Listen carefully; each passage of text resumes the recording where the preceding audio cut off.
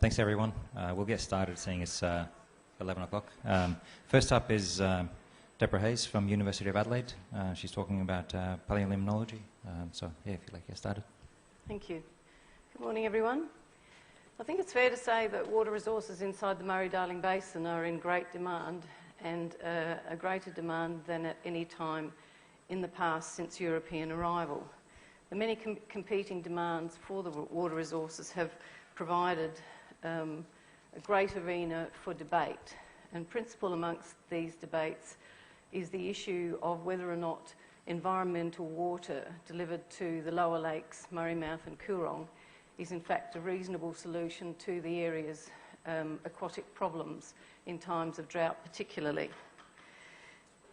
Vested interests are most likely behind calls to open the barrages and restore the lakes to its previous estuarine condition, but the jury's still out about whether or not the lakes were in fact estuarine in the past. This research seeks to offer some information towards that debate. It uses diatoms, which are siliceous algae, which are ubiquitous in aquatic environments, and these are used to infer water condition. Sediment cores are extracted from water bodies like the Lower Lakes and Coorong, and they're sampled for diatoms, and they're also dated. That was my little pointer thing. Oh, here.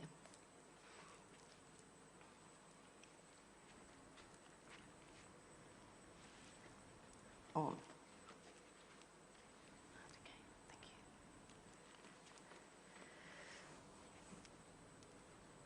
The Murray-Darling Basin is comprised of two main catchments, the northern catchment and the southern catchment. The northern catchment captures rainfall from the subtropical north and delivers it mainly down the Darling River, and the southern catchment captures water from principally from the alpine region of the Great Dividing Range and delivers water into the Murray Channel proper through a series of tributaries. The value of the Murray-Darling Basin is not in dispute. There are considerable interests at play, and clearly, judging by the agricultural production, it contributes to the bottom line of the GDP in a significant way. Governance of the state of the basin has been an arena for contentions for decades following federation. The 5 states and territories all have competing interests for the water resources inside the basin. The latest iteration of governance is the Murray-Darling Basin Authority, which is a federal statutory body tasked with overseeing the best use of natural resources within the basin. Needless to say, all of the water use and land use practices upstream affect the wetlands at the end of the Murray-Darling system, and this is the study site for the current work.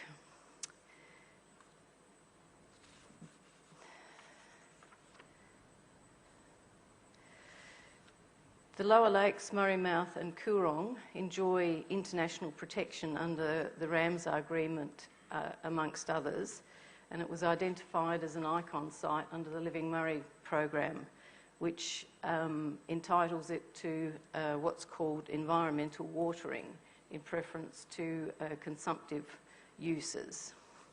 The barrages were constructed over a 20-year period and ending in 1940. They were designed specifically to prevent marine incursions into the lake and thus protect the potable water supply within the lakes. And that's not to be undersold, because the water in the Murray provides drinking water to the vast majority of the population of South Australia. So clearly a lot resides on whether or not its quality is maintained. In addition, and I apologise in advance, I forgot to put this visual up, but there's a system of drains that were constructed in the southeast region of South Australia starting in the 1840s. The design of the drains was to deliberately divert out to sea water in wetlands that were captured in the swales between a suite of dunes that are an analogue for past sea level rise. With the severing of the northward flow of water from these wetlands, the once apparently large volumes of water that used to enter the south lagoon of the Coorong via Salt Creek were severed from about 1940 onwards. 11 sites were cored using a combination of corers, the Livingston, piston or soft sediment cores. The piston core in particular is a hazardous technique to use because it's not unusual for you to not be able to retrieve the cores once you've hammered them in. I can envisage at some point in the next glacial archaeologists out on the lake bed amongst a forest of discarded PVC pipes. The diatom analyses were conducted in conjunction with lead dating, carbon-14, and in some cases optically stimulated luminescence dating in order to place the diatom sequences in a chronological framework. This slide represents 5 of the cores, 1 from Goolwa Channel on your left, 3 from Lake Alex and 2 from Lake Albert on the right. They've been placed on the y-axis on an age scale with the aid of the dates that we got back from the cores to give you an idea of the variability in the different systems at different times. An explanation of the key. The dark blue marine diatoms are diatoms that will only live in the marine environment. Continental diatoms will only live in terrestrial freshwater systems. Euryhaline brackish diatoms are ones that have a quite broad, often quite broad tolerance for salinity and may or may not be found in estuaries but are principally found in saline terrestrial systems. And estuarine diatoms are reasonably self-explanatory, but I might add that most of the ones in these systems do not have salinities that would exceed seawater. So most of them have a preference for around about 20 grams per litre salinity. As you can see, the incidence of marine diatoms is restricted to Site 10 in the Goolwa Channel, here, there, and to the site closest to the conjunction of Lake Alex with the Goolwa Channel. This is highly suggestive that the estuary proper probably did not extend much further into the lake on a permanent basis. The continental diatoms are a very strong indication of river outflow, given that they can only derive from continental terrestrial settings. The main diatoms in that group are from the Alacosyra genus, an example of which you can see bottom left. These are planktonic forms and generally signal river outflow. There are estuarine diatoms in all cores, and they are principally from the Cocconaeus genera, as are those from the Euryhaline brackish group. Cocconaeus diatoms are epiphytes almost exclusively, and this is a clear indication that aquatic plants provided the substrate for growth regardless of the saline phase in which they occurred. It also demonstrates that the water must necessarily have been clear in order for those aquatic plants to live, in order to photosynthesize. These same species are in the Lake Albert assemblage as well, although other members of the Staurosyra, Pseudostaurosyra and Staurosorella group were possibly more dominant in that environment. The diatom of interest in this study is Staurocerella pinnata, shown bottom right, simply because it's a particularly well-adapted diatom to a great range of salinities, and it is seen all around the world as becoming the dominant diatom in modern sediments in a range of different aquatic settings. In this instance, the Staurocerella is assumed to have come from the lacustrine environment, given that it occurs in abundances at the same depths as other continental diatoms. Which was that?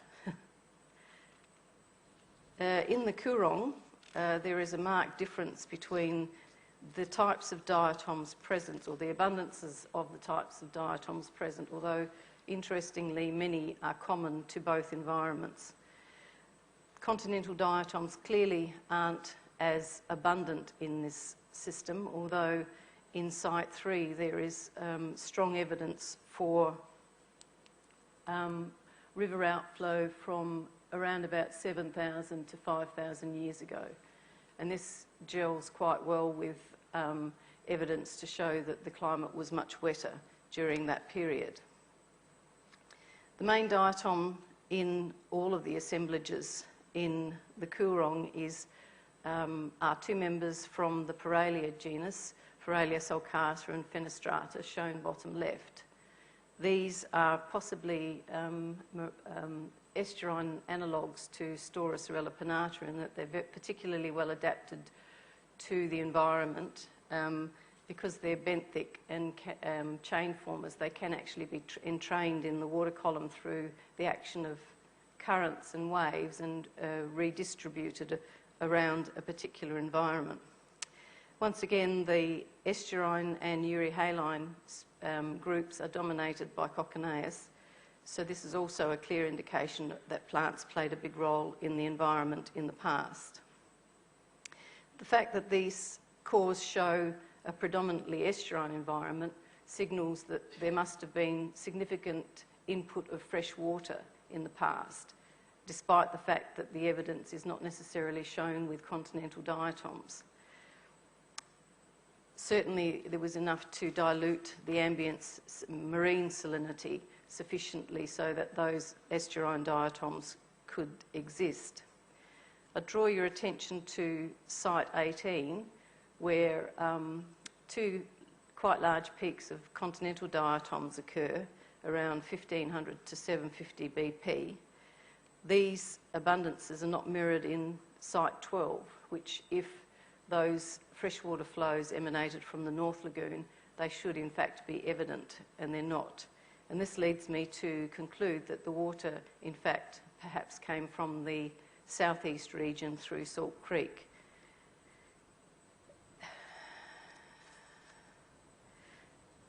It's at Site 7 in the South Lagoon. The dominant species in the brackish group is one called Cynedra acusva varipunctata.